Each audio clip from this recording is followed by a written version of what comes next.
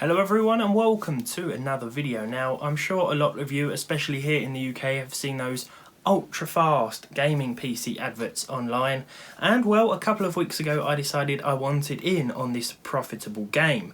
So I started my own PC selling business. Now I was intending to take the more honest approach, and apparently that didn't work too well because, as you'll find out soon enough, my profits weren't exactly fantastic compared to some of the other sellers that I've seen out there. But first of all, let's get into it, and I'll talk about the PCs that I decided to sell. So these machines, they're pretty basic looking. They do feature a nice bit of RGB on the front. They feature an Athlon 3000G, which to be honest I feel is better than some of the Core 2 Quad and GT710 combos you get out there, so I thought this was a nice starting point. We have a pretty basic but capable A320 board from Gigabyte. These are cheap AM4 boards, ideal for anyone looking to put together a well-priced AM4 Athlon or Ryzen system. 8 gigs of 3000 MHz DDR4. This was actually the cheapest dual channel memory I could find in the UK. We've got a pretty decent Be Quiet 500 watt PSU as well, with a couple of extra PCIe connectors just in case anyone wanted to upgrade their graphics card further down the line, an integral 480 gig SSD, and a pretty flimsy yet somewhat decent Cooler Master fan at the back. It's Cooler Master. Sorry, I just had to check that it was actually Cooler Master, then I couldn't quite remember the name. Now I started off building just one of them. I didn't really need it for pictures because, as everyone knows, if you're selling new PCs online, all you need is a stock photo of the case. That seems to work for a lot of sellers. So that's what I did. This is the photo I used to list my system in various places. As you can see, the RGB looks very nice on the front there. And here is the listing I compiled for this system. I took the honest approach. I wanted to be entirely accurate with my description, so I'll read through that now, and then we'll take a little bit of a look at the performance, and I'll then discuss the sales figures that I received from my PC selling business over the last, I think it must be 3 weeks now. 3 weeks tomorrow, actually. Yes, my profits for 3 weeks in operation aren't fantastic, to put it simply. So I use this everywhere, obviously in places like local selling sites where I had to offer a collection. I did have in place correct rules so that people could pick up their PCs without coming too close. You know, they would pay through PayPal and then they could collect the system from my doorstep. That was the intention anyway, had I actually sold any using this method. So my listing started with, are you looking for a top tier gaming experience that only the most speediest, I'm not sure if that made sense but it stayed in there, of PCs can achieve? Do you want to play games like Red Dead Redemption 2, Battlefield 5 or Call of Duty Warzone with incredible frame rates and spectacular visuals? If you do, then you shouldn't buy this machine. Even though it has some cool stickers on the front, an RGB strip and a price that is about £100 too high, it will suffer when faced with a lot of modern and demanding games. That being said, if you are on a tighter budget, don't mind playing Fortnite, Minecraft or CSGO at reduced settings and resolution, and on top of that are looking for a PC that can be upgraded in the future, then this might just be your next PC. The AMD Athlon 3000G inside this machine is based on the latest AM4 socket at the time of writing, and the motherboard BIOS has been fully updated to the latest revision, which means that you could swap this humble dual-core processor for something more powerful in the future, preferably a CPU rated at 65 watts or lower. Please see the following list. Now, I then included a link to the motherboard website. Please message me if you would like more advice regarding which processors are best suited to this entry-level A320 motherboard. Obviously I didn't want anyone buying this and then sticking a 3900X in this board because it probably isn't the best idea with this cheap motherboard. I have seen a few videos on the subject. They sometimes do work, but you know, I don't want to have to deal with people saying they stuck something that's rated at 105 watts in a motherboard that's very, very cheap.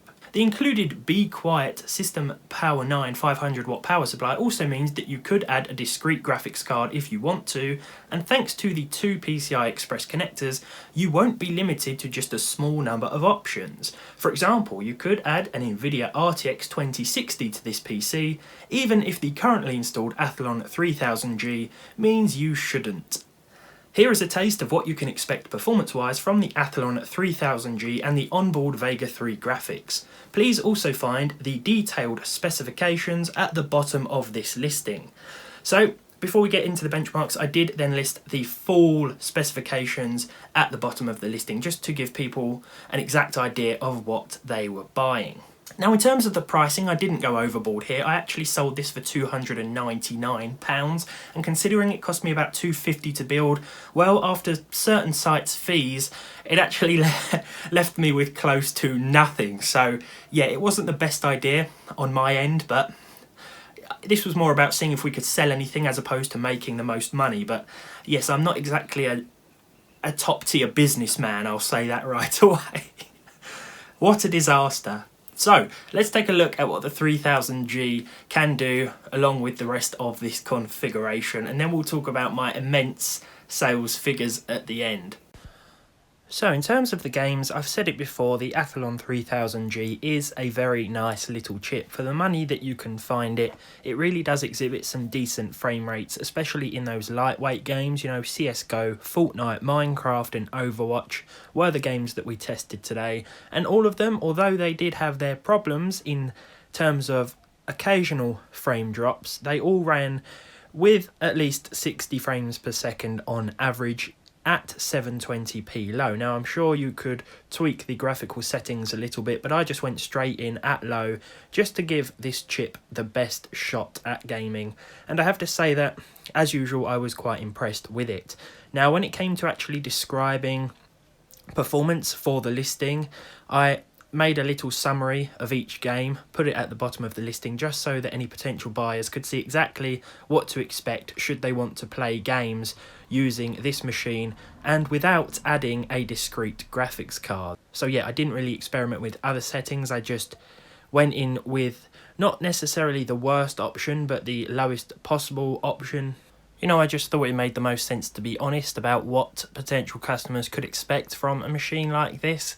And as you saw, CSGO, Fortnite, Minecraft and Overwatch, almost forgot the name then, all ran fairly well. And all I said was that each game ran at 720p low settings. I put the average frame rates in the listing and then just wrote a sentence or two about any dips, any performance issues that I personally ran into.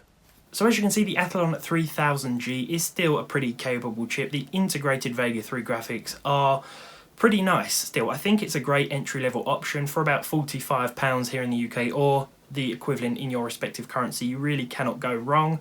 It is upgradable, and on the right board, the iGPU can also be overclocked. So, the sales figures.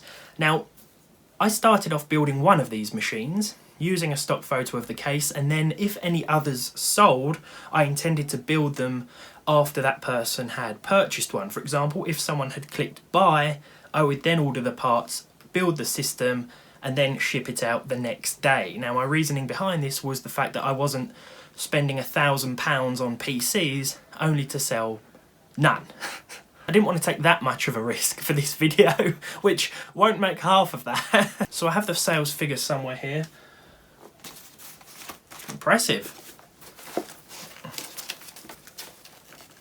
So, I'm only messing around. It's actually just full of recipes, to be honest. The sales figures I've actually got written on my hand. 3. We sold 3. 3 in 3 weeks. But of course, the numbers mean nothing without the monetary gain. And in terms of a profit, we made, carry the 1. Now, I'm sorry to pause you on a close-up of my face, but there has been a sales boom since I first recorded this video. We have now sold not just a measly 3 computers, but 4 PCs. You're probably wondering how this reflects our net profit. Well, let's cut back to me in a different colour shirt and find out. Alright, so the reason I sold these for £299 was to try and stay competitive. Although they had cost me about $254 each to produce, well, if I priced them any higher, I'd essentially be pricing myself out of the market, which is why finding that perfect combination of cheap PCs that you can build for maximum profit can be quite tricky. Used PCs are generally better for this because now, at this point in time, prices of used parts tend to be quite high, so if you can find a source of cheap components, put together PCs and sell them, you may make a little more money. I also don't have the connections that some of these bigger sellers have, where I can go directly to companies. So the actual sales figures, I sold 3 of these on everyone's favourite online shopping site for $299. After the costs, the fees and the postage, each one of these made £7.84. You times that by 3, you've got about £23. Now this was originally where the video ended, but as you know, we've sold another system since then, and this was actually on a local Facebook selling site where, although the buyer did haggle me down a little bit, I still retained a lovely £26 worth of profit, which was actually more from one sale than selling the other 3 online. So yeah, it seems to be more profitable selling this specific build locally as opposed to on certain sites where fees may apply. But, you know, like I say, if you have the right components, you manage to save a bit of money here and there in the actual build, you should be able to make more of a profit than I did. So we've got, what's that, 7, 14, 21, 23 plus 26. We've got about £50, let's call it £50 worth of profit over the last 3 weeks. You know, it's better than a slap in the face, I'll admit. Was it worth the trouble? I think so. I had fun, and on that bombshell, thank you very much for watching. If you enjoyed this video, please leave a like on it down below. If you didn't, leave a dislike on it down below. I hope you guys don't... This was something different, of course, but, you know, it was fun, very fun to make, and I hope you guys liked watching it too. If you haven't subscribed to the channel already, go ahead and click that lovely red button down below. Maybe click the bell to enable notifications, and hopefully I'll see all of you in the next one.